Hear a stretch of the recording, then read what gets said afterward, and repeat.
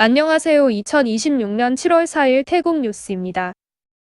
태국 정부가 총 3조 7,800억 바 규모의 2027 회계연도 예산안 심의에 돌입한 가운데 야당의 거센 공세와 내무부발 대형 스캔들로 아누틴 총리의 리더십이 큰 시험대에 올랐습니다. 여야는 엄격한 규칙 속에 본격적인 예산 검증을 시작했는데요. 제1야당인 국민당은 예산이 대폭 증액된 디지털 경제사회부를 정조준하고 있습니다. 특히 16억 바 규모의 THAI 패스포트 프로젝트를 비롯해 정부의 AI 관련 사업 전체를 두고 정경유착과 실효성 의혹을 제기하며 공세를 펴고 있습니다. 반면 여당은 기술 발전의 기회를 놓쳐선 안 된다며 팽팽히 맞서고 있습니다. 설상가상으로 아누틴 총리가 수장을 맡고 있는 내무부 내부에서는 권력 암투와 대규모 채용 비리 스캔들까지 터져나왔습니다. 푸켓 지역의 이권과 관련된 고위직 간의 진흙탕 싸움으로 도지사와 부지사들이 전부 조치된 데 이어 무려 45억 바 규모의 지방공무원 시험 조직적 부정행위까지 적발돼 파장이 일파만파 커지고 있습니다. 정치적 동력이 흔들리자 아누틴 총리는 동부경제회랑 프로젝트를 직접 챙기며 경제 중심의 국면 전환을 시도하고 있는데요. 아누틴 총리가 공언한 무관용 원칙에 따라 이번 내무부 부패 스캔들을 어떻게 해결하느냐가 향후 연립정부의 사활을 가를 가늠자가 될 전망입니다. 방콕과 파타야에서 치러진 지방선거에서 현역 시장들이 압도적인 표 차이로 연임에 성공하며 지역 정권을 굳건히 지켜냈습니다. 방콕 시장 선거에서는 무소속 현역인 차차 시장이 무려 153만 표 이상을 쓸어 담으며 압도적인 1위로 재선을 확정지었습니다. 2위를 차지한 무소속 말리카 후보는 30만여 표, 제1야당인 국민당의 차이와 후보는 18만여 표를 얻는 데 그쳤습니다. 이번 방콕시장 선거의 최종 투표율은 52.79%로 집계됐습니다. 같은 날 치러진 파타야 시 선거에서도 현역인 버라메 시장이 2만여 표를 얻으며 연임 고지에 올랐습니다. 특히 파타야 시의원 선거에서는 버라메 시장이 이끄는 지역정당인 라오락 파타야가 4개 선거구의 시의원 후보 24명 전원을 당선시키는 기염을 토하며 시의회 권력을 독점하게 됐습니다. 최근 태국 국적항공사의 승무원이 호주로 마약을 밀수하다 적발되는 등 잇따른 국제적 망신에 아누틴 총리가 직접 지휘봉을 잡고 마약과의 전면전을 선포했습니다. 아누틴 총리는 마약 예방 및 진압위원회 긴급회의를 주재하고 국외 마약 밀반출을 뿌리 뽑기 위한 강력한 6대 차단 대책을 즉각 시행하라고 지시했는데요.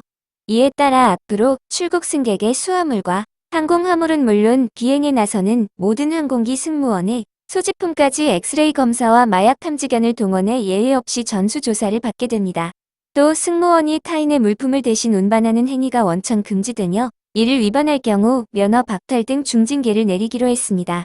이와 함께 정보 교류를 고도화할 승객정보 분석단을 신설하고 관련 기관의 데이터베이스를 실시간으로 연동해 통제를 강화할 방침입니다. 한편 아누틴 총리는 최근 태국산 대마가 해외에서 대량 적발된 점을 언급하며 의학적 목적 외의 대마 밀반출은 전면 불법이라고 경고했는데요. 정권에 따라 오락가락하던 대마 정책에 대해서도 유불리를 떠나 객관적인 데이터와 법률에 근거해 차기 법안의 방향성과 정책 폐기 여부를 전면 재검토하겠다고 강조했습니다. 태국의 거시경제 지표는 회복세를 보이고 있지만 대다수 국민이 체감하는 살림살이는 여전히 나아지지 않으면서 경제적 양극화가 심화하고 있습니다.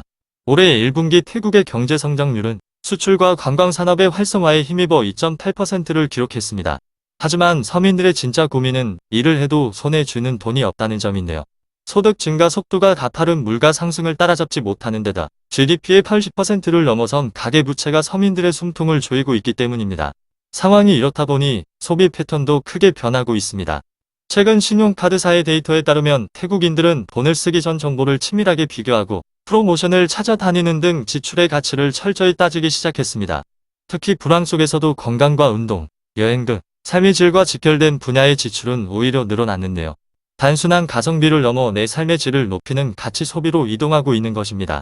전문가들은 국가 경제 성장률이 아무리 높아도 국민이 체감하지 못한다면 건강한 경제가 아니라고 지적합니다. 지금 태국 정부에 필요한 것은 단순한 수치상의 성장이 아니라 영세 상인과 노동자를 위한 안전망을 짜고 서민들의 신뢰를 회복하는 일입니다. 태국 야당인 민주당에서 정부에 빚내서 메우기식 예산 편성을 두고 이대로 가면 2에서 3년 안에 국가 재정 위기가 올 수 있다는 강력한 경고가 나왔습니다. 민주당의 권 부대표는 현재 정부의 경직성 고정 지출이 전체 세액 예상치와 맞먹는 수준이라며 앞으로 모든 국책 투자 사업비를 빚에 의존해야 하는 막다른 길에 착수했다고 진단했는데요. 특히 내년부터는 투자 예산 비율을 규정한 재정규율법과 적자 한도를 제한한 공공부채법이라는 법적 덫에 걸려 공무원 월급을 주기 위해 다시 빚을 내야 하는 최악의 시나리오가 현실화될 수 있다고 지적했습니다. 권 부대표는 이 파국을 막기 위해 지출 감소와 세수 증대를 결합한 전면적인 구조개혁이 시급하다고 강조했는데요.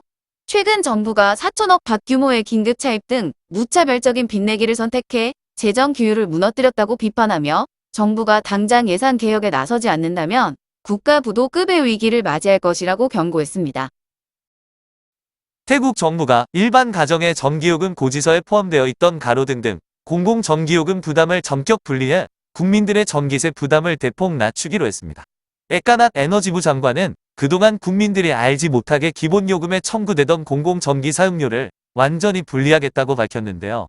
이르면 오는 7월에서 8월 사이에 새 요금 주기부터 인하 조치를 반영해 궁극적으로 주거용 전기요금을 1년이 딴 선밭 수준까지 내리겠다는 목표를 제시했습니다.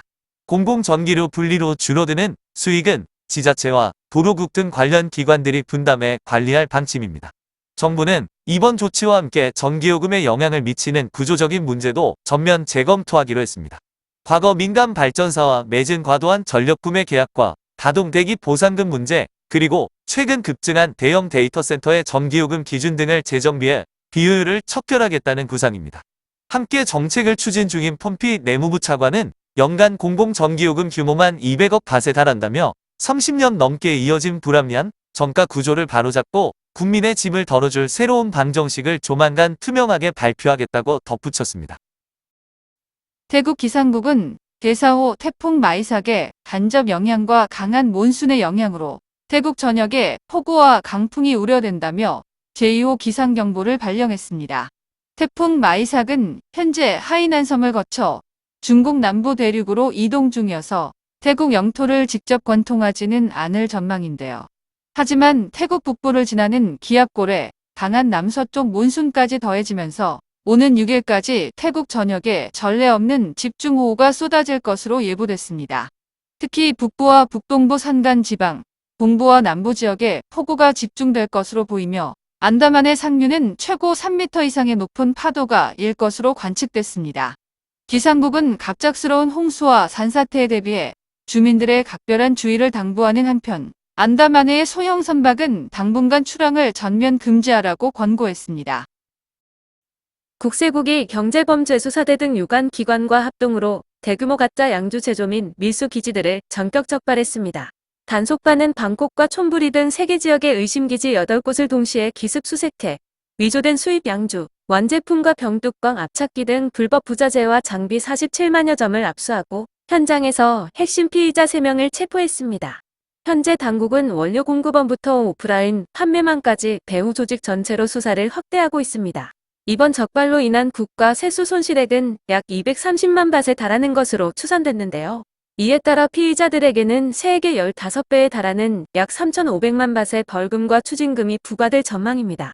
국세국은 가짜 상품 유통이 국가 재정과 국민 건강을 위협하는 중범죄인 만큼 강력한 단속을 이어가겠다며 불법 물품 발견 시 즉시 핫라인으로 신고해달라고 당부했습니다.